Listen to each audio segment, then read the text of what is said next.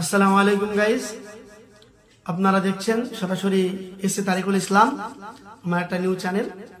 আজকে আপনাদের সকলকে আমি ডক্টর জাকির নায়েকের একটা মিমিক্রি একটা কপি শোনাবো। আপনারা সকলে শুনবেন এবং আমার এই নতুন চ্যানেলটার পাশে থাকবেন।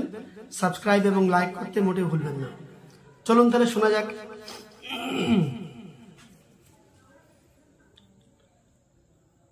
একজন ভাই ডক্টর জাকির নায়েককে প্রশ্ন করছেন যে ভাই, আল্লাহ রাব্বুল আলামিন আপনাদের ধর্মের যাকে আপনারা একত্ববাদ মানেন, অর্থাৎ আল্লাহ স্রষ্টা, তিনি কি বলেছেন তোমাদের মধ্যে বিভাজন করতে, তোমাদের মধ্যে মারপিট করতে, সাম্প্রদায়িক দাঙ্গা লাগাতে?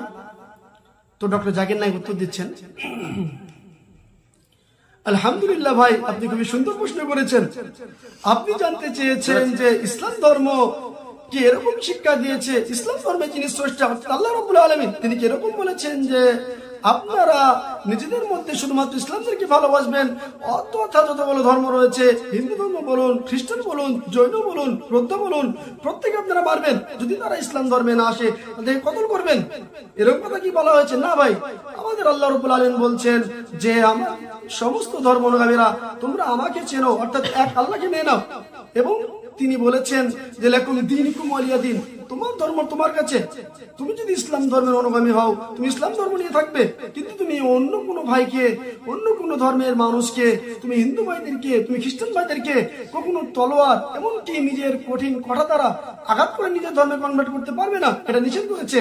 এরকমটা করা মোটেও বৈধ নয়, এটাকে হারাম বলা হয়েছে।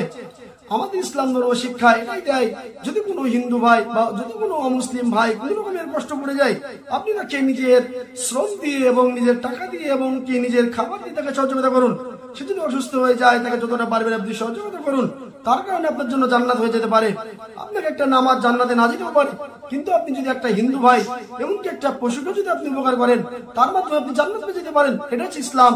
ইসলাম ধর্মে এটাই শিক্ষা দেয় ভাই যে আপনারা সকলেই ভ্রাতৃত্ববোধ বজায় রাখুন এবং নিজ নিজ ধর্ম করুন, কিন্তু আপনি মানুষকে দাওয়াত দেবেন যে এক আল্লাহ, লা ইলাহা ইল্লাল্লাহ, আল্লাহ ছাড়া কোনো মাবুদ নেই। কিন্তু আপনি কোনো মানুষকে বলতে পারবেন না যে হে ভাই, তুমি আমার ধর্মটাকে গ্রহণ করো, আমার ইসলাম ধর্মকে মেনে নাও, তোমার আল্লাহকে মেনে নাও। যদি তোমরা এই আল্লাহকে মানানোর জন্য অন্য কোনো ভাইয়ের মনে কষ্ট দাও, এইটা কিন্তু আল্লাহ পাক মোটে বরদাস্ত করবে না, এমনকি আমার ইসলাম ধর্ম এটা বরদাস্ত করে না।